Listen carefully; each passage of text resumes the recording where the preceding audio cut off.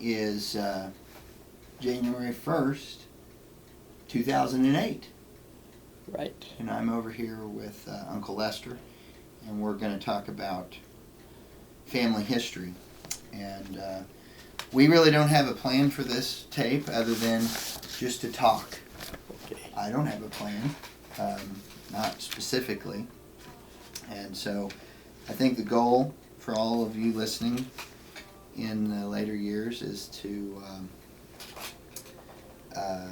know that we were just trying to capture some of the McLennan family heritage, and that's our goal.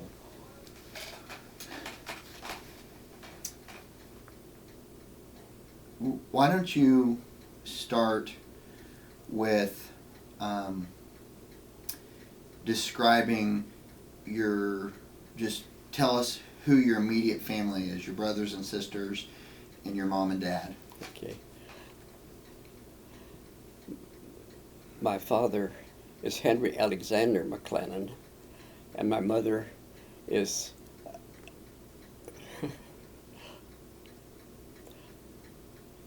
Helen Grace Tooley, and they lived on a farm in Atchison County, west of Lancaster. Is that where you were born? That's where I was born, in the house that my grandfather built. Mm-hmm. And then when I was about 2 years old, Dad built a new house that had 8 rooms in it. Okay. So tell me the order of your brothers and sisters, and just kind of give us the full names of each. Yeah. We'll start with your dad, then your mom, then each of the siblings. My dad's name was Henry Alexander McLennan. Okay. My mother was Helen Grace Tooley. She was born on a farm in the Old Huron neighborhood, which was about 1.5 miles from where Dad lived. Mm-hmm. They had 4 children.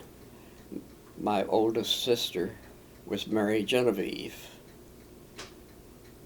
and my brother was George Miles McLennan, and my other sister was Ellen Jeanette McLennan,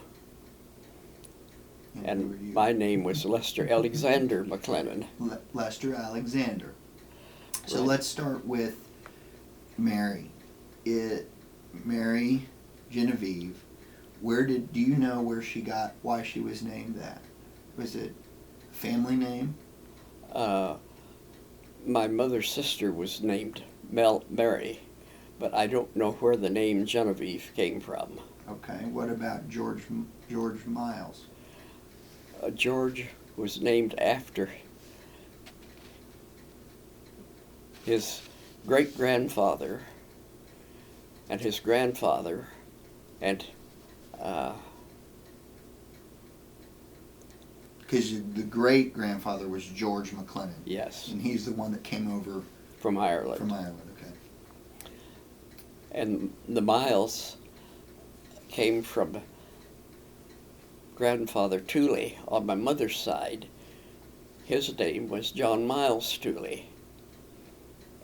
Okay, so the Miles came from the Tooley side. Yes, right. And how about Jeanette?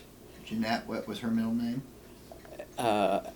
She was Ellen Jeanette McLennan, and the Ellen came from our great aunt, who was born in Ireland and migrated to this country in 1851. So her name was actually Ellen Jeanette? Yes, So her first name was actually Ellen. Ellen, right. But everybody called her Jeanette. Yes.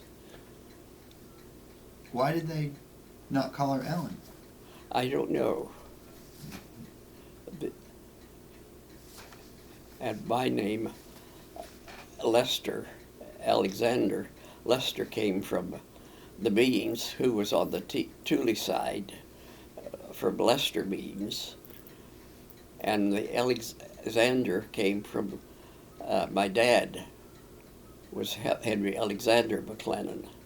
And the Alexander came from the Glenn's family, who his mother was a Glenn, and her dad was named Alexander Grimm. Okay.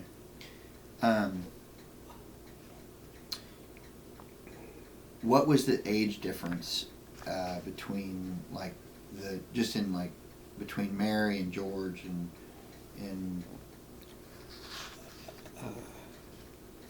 you know? Mary and George, there was probably about a year and a half to 2 years difference, and the same with Jeanette. And I was probably 4 or 5 years between Jeanette and my age. Okay. So between you and Mary was how many years total? Was it like 10 years? Was it more than 10? It was probably about 11 years. Okay. Okay. Yeah, Mary was born in 1909, and Grandpa George was born in 1911. Yeah. And tell me, just kind of maybe describe a little bit of what your childhood was like. And let's start like maybe in the grade school years, like when, not like when you were a little teeny kid, like 5, but like maybe like you were 10 or 12. Okay. Was that in the Depression Yes. at that time? Yes. I started to grade school when I was 5 years old. And I graduated from grade school when I was 14, about 14, I think. And then I went to Atchison County Community High School for 4 years and graduated from there in 1935. What was it like growing up in when you were in grade school? You lived on the farm at this point. Right. Lived on a farm, and I walked 1.5 miles to grade school. Mm-hmm. The grade school was a one-room schoolhouse with just one teacher teaching all 8 grades. And I remember my first year in school, she had 32 pupils in a one-room schoolhouse. There weren't enough desks to hold everybody, so a couple of kids had to share a seat. What? So that was in grade school. What kind of stuff did you do after school? I mean, did you have to help on the farm? And did you Yes. do chores? What? My job was to take care of the chickens that we had, to water them and feed them, Mm-hmm. clean the chicken house, and clean their feeders and their waterers, and then gather the eggs and take the eggs in and put them in the egg case so that they could be taken to town to be sold. So, at that time, that was in the Depression era. Was money pretty hard to come by? Yes, very hard, and I think that most of the groceries that my mother bought was paid for by the eggs that she sold. And we raised most of our food, and about the only things that they bought was sugar and yeast and coffee. Most of the stuff we raised. Mm-hmm. And my mother would can. In the summertime, we'd have a big garden, and she would can the beans and peas and tomatoes and cabbage. Milk the cows. Well, Dad would milk the cows. I don't recall that she ever milked. Mm-hmm. But George and I had to milk cows. We usually had 2 or 3 cows that we milked. So did you have electricity at your house at that time when you were growing up? Yes, we did have.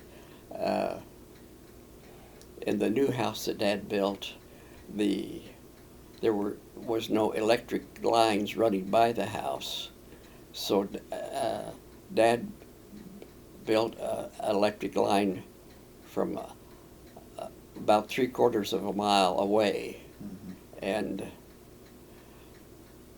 Mr. Skirman, one of the houses along the way, hooked onto it, so he helped pay for it. And my mother always said, "You kids don't know what it's like growing up. I grew up when we didn't have electricity." But we grew up having electricity and eventually having air conditioning and refrigeration, which we got. I was probably in the 6th or 7th grade when we finally got a refrigerator. What did you do before? Describe what it was like living without a refrigerator. So did you have an ice chest or something like that? We had a basement that all the food was stored in. Potatoes were stored in, and It was like cool down there. yeah, it was cool. The house that I was born in had what they called a cellar or a cave. But with the basement, we didn't have a cellar or basement. And Mom would can all the things that we had to eat in the wintertime, like peas and beans and tomatoes, and potatoes would be stored in the cellar. And she would do that during the summer to give you enough food through the winter. Right. So how did you, before you had a refrigerator, if you milked the cow, how did the milk, what did you do with the milk? You only milked what you could drink? Yeah. And the milk sometimes, if we had plenty of milk, would be fed to the chickens and to the hogs. Mm-hmm. Mm-hmm. And sometimes the milk was sour. Right. And then it would definitely go to the hog. Right. And they would strain the milk through a strainer and then Mom would skim the cream off of it to make butter. Mm-hmm. Now, as you went into grade school and started going to school, so every day you would walk to school and back home. Right. And what kind of things did you do besides? So you said you worked on the farm, but what did you do for fun at your grade school age? Did you have friends that would come over, or did you? Yes, there were friends that lived about a half a mile away, and they had 2 boys. Jimmy was a year older than I was, and Billy was probably a year or 2 younger. But we used to play together in the summertime, and Jimmy and I both were in the same grade in school. Okay. And in the school we would play baseball, and we had a game that they called, I think, Kick the Wicket. What's a wicket? And we used to, at noon hour, and we'd have a recess, and we would play Andy over the schoolhouse. We'd have a ball, and there would be teams that we would split up, and you would throw the ball over the schoolhouse and hope to catch it if it was your company that was came over to your side. And if you caught it, then you would run around and try to tag everybody on the other side, and they would try to run around and get away from you. Okay, so what did you back then? So you're talking.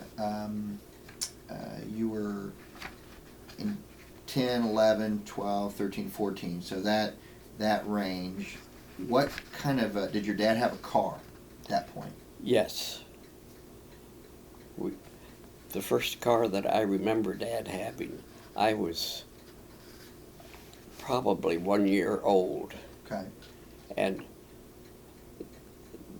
my folks always went to church at night, and I remember coming home at night. I'd have to ride in the front seat between them with George and Mary and Jeanette would be in the back seat. Did you have seatbelts? No. But I remember. What kind of car was it? Do you remember? It was a Ford. Ford? A Model T Ford. Model T Ford. And was it just a black one? Black. It was black. Yeah. And I remember coming home one night. The lights went out. And Dad says, "Well, that's all right. I know the way. I can see." So we came on home. And then I found out later the reason the lights went out, they weren't electric lights. They were carbide lights. And the reason they went out was I think the carbide had run out. So you actually had to light the headlights before you left. Yeah, right. You'd light them, and they'd burn a gas, Yeah. carbide gas. Yeah. Now, how did you start a Model T? Do you remember that? You had to crank it. And something that I never realized until I was later why he did it, but he would jack up one of the back wheels, and it would make it easier to crank for some reason. I don't know why. He would do that. Yeah. So even when you're in town, he'd get out the jack and jack it up. And I remember in the wintertime, of course we didn't have batteries then with cars, and we'd go to church in the wintertime, and he would drain the car and take it into the church where it was warm so it wouldn't freeze. He drained the what? Drained the radiator. Oh, right. Yeah. And